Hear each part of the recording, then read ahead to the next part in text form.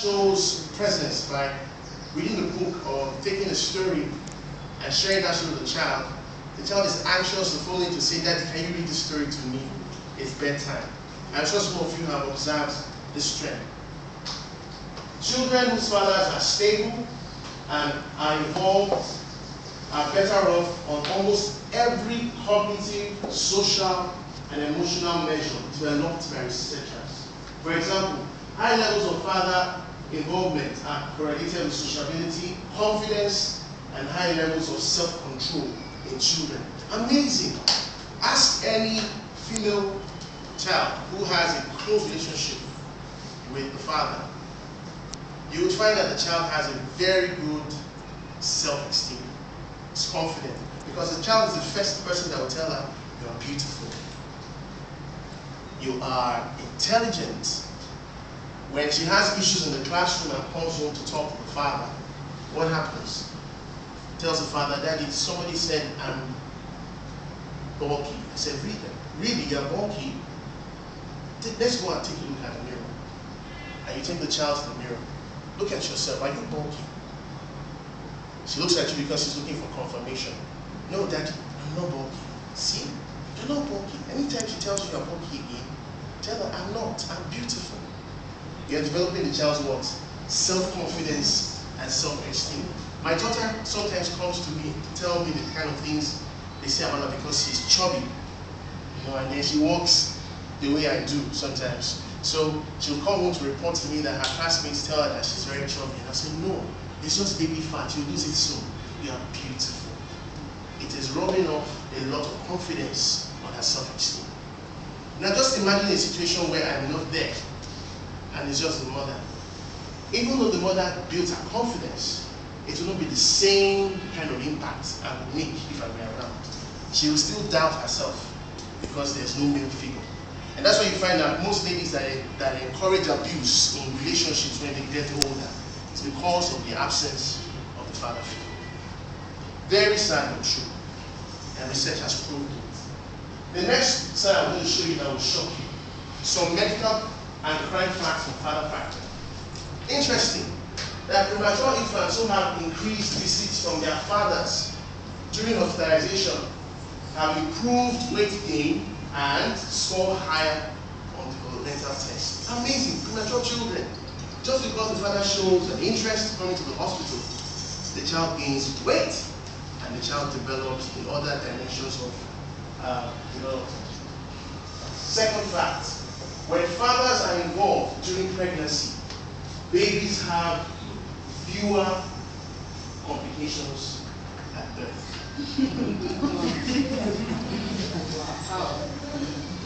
You are shocked? Yes. This is research, proven research from the US. Now, on crime, let's take a look at crime. In a study of Interpol crime statistics of 39 countries, it was found that the single parents' hood ratios were strongly correlated with violent crimes. Where there was no single father present in that home, there was more tendencies for the child to become violent. And that is the problem with America today.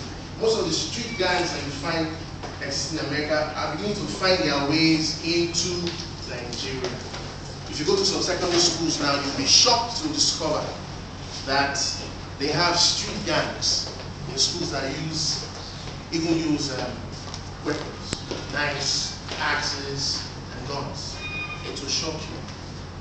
What's happening? There's an organization called Institute for Work and Family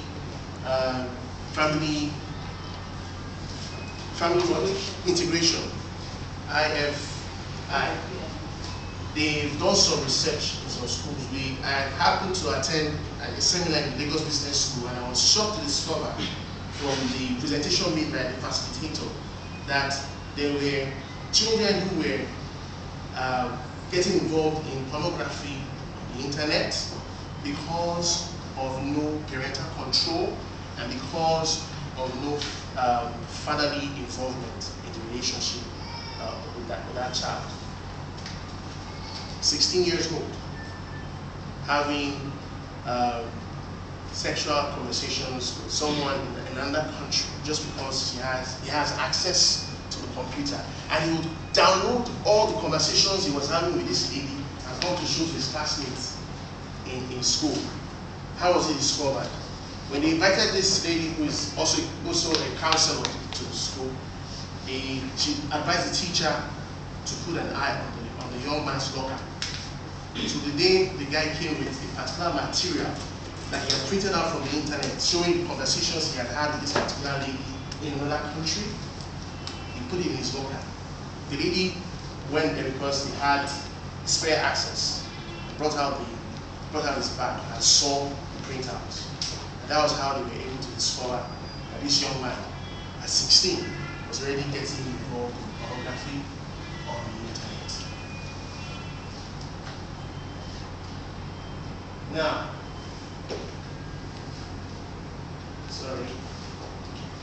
okay. Now, father factor in teen pregnancy and sexuality. This is going to shock you also. Being raised by a single mother raises the risk of teen pregnancy, marrying with less than a high school degree, and forming a marriage where both partners have less than a high school degree. This study was conducted by Teachman J, and the study was called Childhood Living Arrangements of Children and the Characteristics of Their Marriages. A study sample that used about 851 females and 558 male adolescents aged between the ages of 11 to 18 years investigated the correlation between father absence and self-reported sexual activity. In the study, they discovered that adolescents who grew up in homes where the father was absent started having sex earlier than children who grew up in homes where the father was present. Shocking. The analysis also indicated that father absence can have a detrimental effect on the lifestyle choices of adolescents. The absence of the father has an effect on the lifestyle choices of adolescents.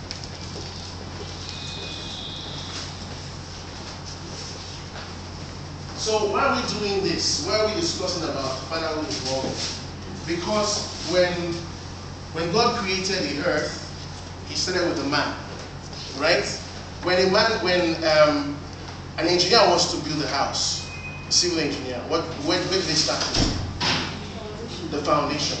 And that's exactly what God did. God started first with the man, because the man was to be the foundation of the family. The man was the binder of the family.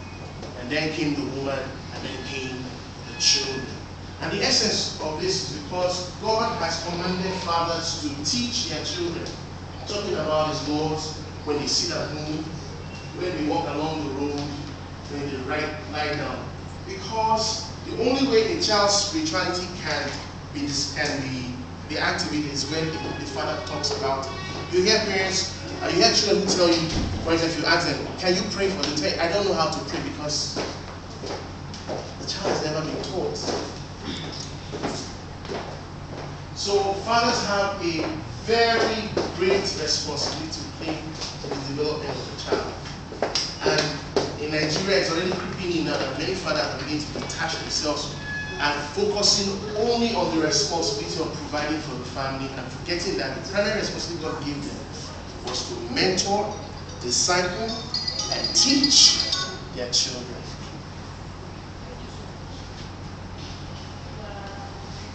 So,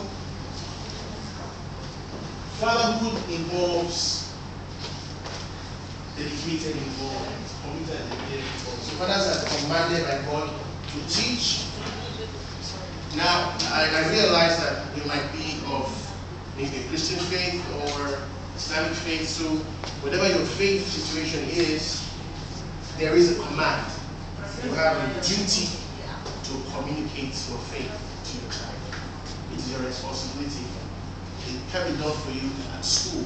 It has to be done by you at home. Second, you have to instruct your children in the ways of God, whatever faith you practice. You have to model acceptable social behavior and working character. If you notice, all the while they were demonstrating, one of the things I observed was that they were modeling what? The behavior they wanted the child to reproduce. It's the same thing that applies at home. You model the behavior, the child looks at it and begins to practice it. You'll find that when kids begin to grow between the ages of, say, 2 to 4 years, you'll find them, if they are more than one at home, and they begin to do role plays and pretend to be daddy and mommy. Have you noticed? Why do they do that? They are just trying to tell their parents, we know what you are doing. We are watching you, so we want to practice what you are doing. And then you have to also, well, there's a command for you to mentor your child. You have to advise your children on an acceptable moral code. You have to guide your children to lead responsible lives. You have to protect your children from negative peer and social cultural influences. Why is this so important? Because of what the media is throwing at our homes today. You find a lot of terrible broadcasts, music. Some of the songs they play, I don't understand the word of it. But you see children dancing to this music. How did they get it there? Some of them even tend to mime it, and mime it so well. Demonstrate all the dance steps. And for the, I don't want to use the word ignorant father, I don't want to use that. I would like to say for the unattentive father or mother, they encourage you, oh, go ahead, yes, you're a good dancer. But if you have some measure of control, would you prefer to have your child listen to that kind of music, especially the music, the language that produces language that you do not understand? Because music essentially is meant to communicate a message, not just communicate melody. Message also is very key. Provide for their spiritual, physical, and educational nourishment, and then lead their children to be true to the transmitted godly generational values and traditions. I want to ask this question, if you permit me. How many of you ever have had the opportunity of sharing with your kids about your family trees? Family trees. Like, okay, this is who your great-great-grandfather is. This is your great-great-grand-uncle. Our children now are growing up without knowing what their history, genealogy is. And it is amazing, it's shocking. You ask a child, who was your great-great-grandfather? My daddy hasn't told me, or he doesn't know. And another thing that is even affecting, beginning to seep into society, that some languages are beginning to die because nobody is communicating in their local dialects anymore. And all of these things have value. God created languages, and He created languages for a reason. But right now, present generation of young people, some of them can barely speak their languages. Today, languages that are becoming dominant in Nigeria today are the Igbo language, the Yoruba language, and which one? Hausa. I think a little bit of Efik too, because if you go to an Efik environment, they're just like the Igbos. They communicate in their language to their children. But you find today some parents who want to become Americans or British, and they are communicating in those languages to their children because they feel that, okay, that's a way to help them and enhance their linguistic skills. But the challenge of transmitting values about your history is being lost. And that is very important because your history is part of who you are. Now I'm going to show you a very brief video on true fatherhood.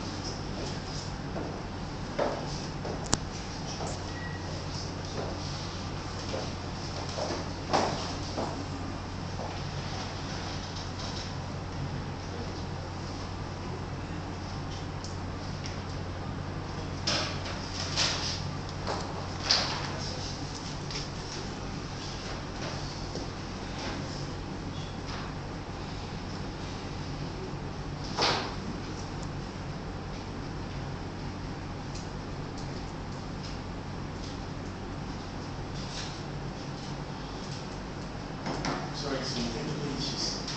We are already here.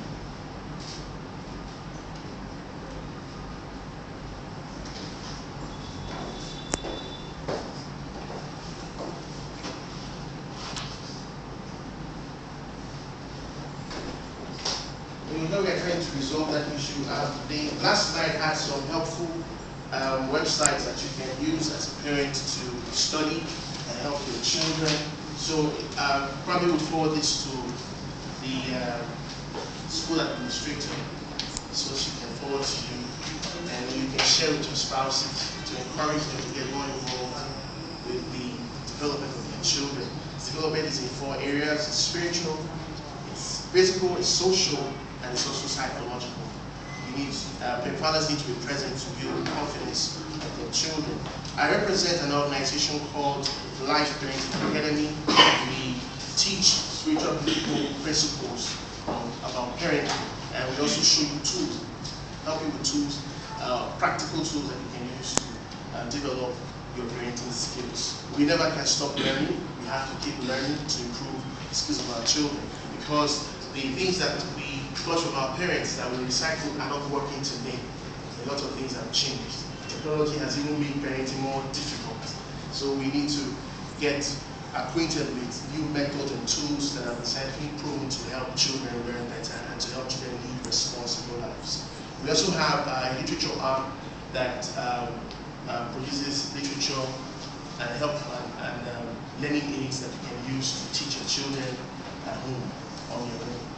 So once we have your email addresses, this is also will send it. So thank you very much for listening.